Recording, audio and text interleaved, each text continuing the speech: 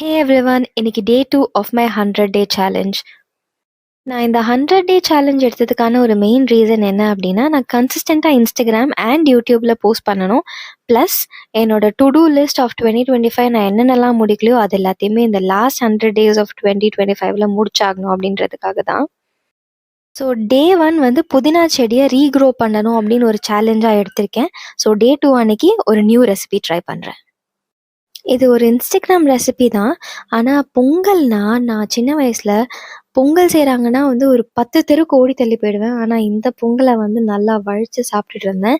So இந்த ரெசிபிக்கு 1 cup ஜீரக சம்பா அண்ட் 1/4 கப் பாசிப்பருப்பை நல்லா அரோமா வர வரைக்கும் வறுக்கணும். நல்லா வறுத்ததுக்கு அப்புறமா நல்லா வாஷ் பண்ணிவிட்டு தனியாக வச்சுருங்க. அப்புறம் ஒரு மிக்சர் ஜாரில் கொத்தமல்லி, இஞ்சி அண்ட் சில்லி இது கூட நீங்கள் கருவேப்பிலையும் ஆட் பண்ணிக்கலாம். இதை நல்லா அரைச்சி ஒரு பேஸ்ட்டாக ரெடி பண்ணிக்கோங்க. அரைச்சி வச்ச பேஸ்ட், அப்புறம் ஜீரக சம்பா ரைஸ் வித் பாசிப்பருப்பு அண்ட் 3 டம்ளர்ஸ் ஆஃப் வாட்டர் வந்து குக்கரில் போட்டு உப்பு ஆட் பண்ணி 3 விசில்ஸ் விட்டு எடுத்துட்டிங்க அப்படின்னா பொங்கல் ரெடி ஆகிடும்.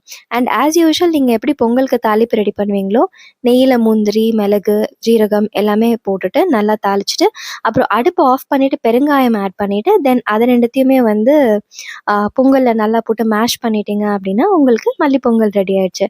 ஸோ இந்த மல்லி பொங்கல் நீங்கள் வந்து வெறும் கோகனட் சட்னி வச்சே சாப்பிட்லாம், இல்லாட்டினா வந்து சாம்பார் வச்சு கூட சாப்பிட்லாம். This was a super recipe. Try பண்ணிவிட்டு எப்படி இருந்துச்சுன்னு சொல்லுங்கள். பாய்.